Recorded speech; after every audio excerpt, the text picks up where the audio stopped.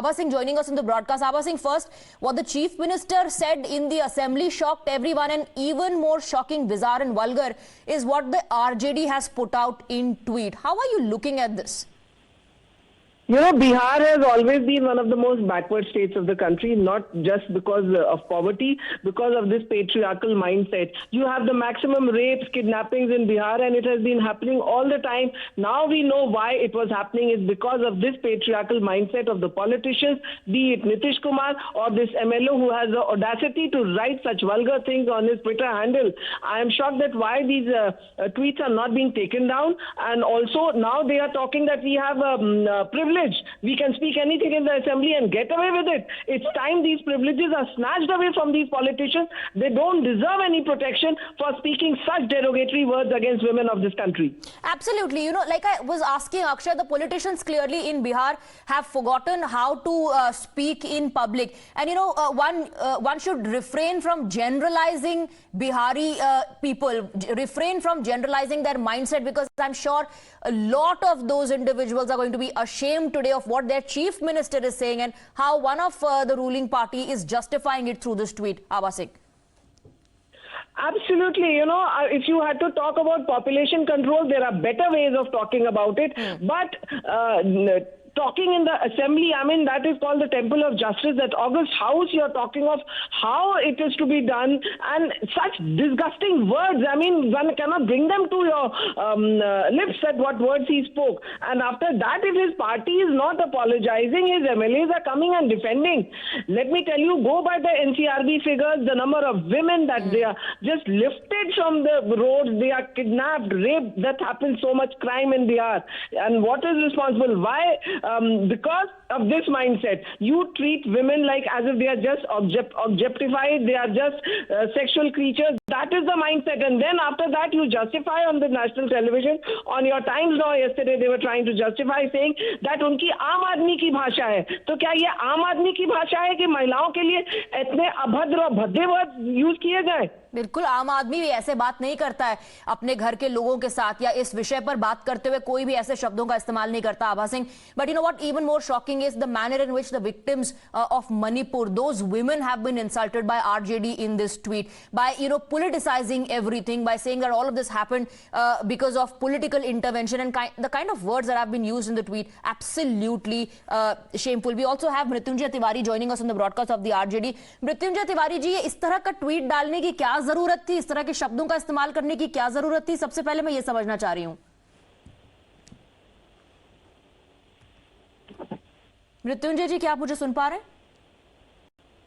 Hello जी मृत्युंजय जी, क्या आप मुझे सुन पा रहे हैं?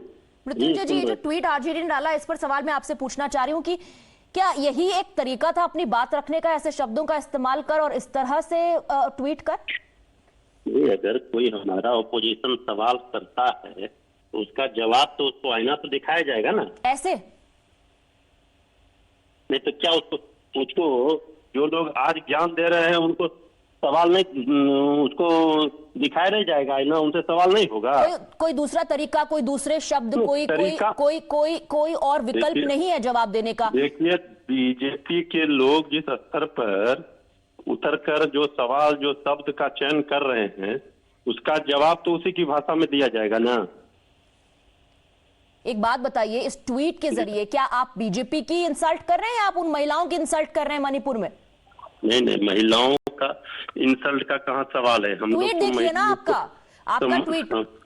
हमारा मृत्युंजय जी, एक मिनट, हमारे साथ तारकिशोर प्रसाद भी जुड़ रहे हैं, आप हमारे साथ जरा बने रहिए. तारकिशोर प्रसाद जी, एक तो पहले जो मुख्यमंत्री ने कहा उसके ऊपर आरजेडी का ट्वीट, और फिर भी मृत्युंजय तिवारी जी को नहीं लग रहा है कि कुछ गलत है. कुछ दूध में मिला के दे रहा है. तारकिशोर जी, आप मुझे सुन पा रहे हैं? तारकिशोर जी, क्या आप मुझे सुन पा रहे हैं? हाँ, बताइए जी. एक तो मुख्यमंत्री ने जो कहा असेंबली में, और उस पर आरजेडी का ट्वीट, अब भी कई लोगों को इसमें कोई आपत्ति नजर नहीं आ रही है. मृत्युंजय तिवारी आरजेडी के कह रहे हैं, क्या गलत है? ये बीजेपी को उसी की भाषा में जवाब दे रहे हैं.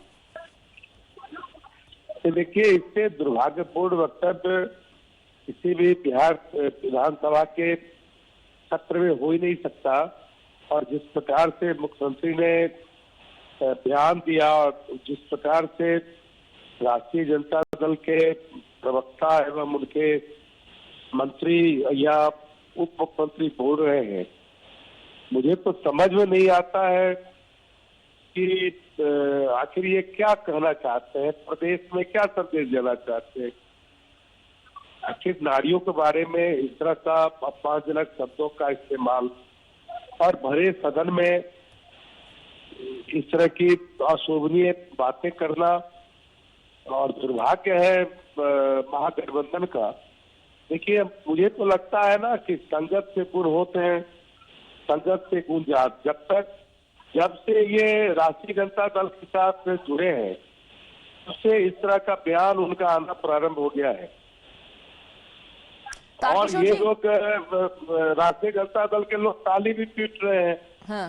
मुझे तो शक हो रहा है कि राष्ट्रीय जनता दल के लोग इन्हें और जल्दी राजनीतिक संन्यास दिलाने के लिए इस प्रकार के बयानों पर अपनी सहमति देते हैं, जिससे कि ये इस तरह की बातें करके जनता के बीच इनकी जो एक बड़ी छवि बनी थी, वो छवि धूमिल हो और तेजस्वी यादव जी मुख्यमंत्री बन जाए। मृत्युंजय तिवारी जी, अगर आप सुन रहे हैं तो इस पर अपनी बात रखें। ये आदरणीय तारकिशोर प्रसाद जी तो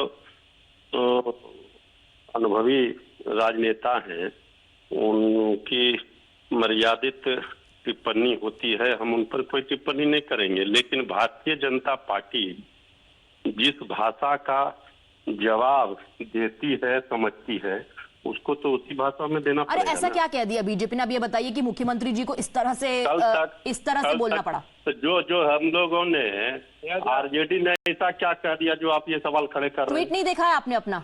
हमने ट्वीट देखा है। हाँ। हमने तो वही सवाल पूछा है, जंतर मंतर वाला सवाल पूछा है। इसको लेकर के जो सवाल पूछे जाएंगे, जिसका जवाब मांगा जाएगा, उसका जवाब तो दिया जाएगा ना। बीजेपी ने आपसे ऐसा कौन सा, मैं आपसे वही पूछ रही हूँ, आप बार बार कह रहे हैं कि बीजेपी को उसकी भाषा में जवाब दिया, तो ऐसा क्या भाषा का इस्तेमाल किया था? ये तो सबको पता है कि जंतर मंतर पर जब हमारी बहन बेटी वहां बैठी थी, क्या मांग था उनका? आप बताइए भला, आप बताइए। हम आपसे पूछना चाहते हैं, जानना चाहते हैं। लीगल एक्शन की मांग वो लोग कर रही थी? लीगल एक्शन की मांग वो लोग कर रही थी?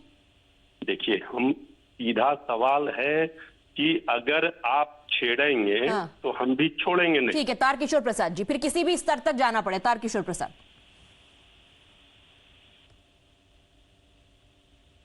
तारकिशोर प्रसाद जी, अगर आप सुन पा रहे हैं तो इसका जवाब जरूर दीजिए। मृत्युंजय तिवारी कह रहे हैं अगर आप छेड़ेंगे तो हम छोड़ेंगे नहीं।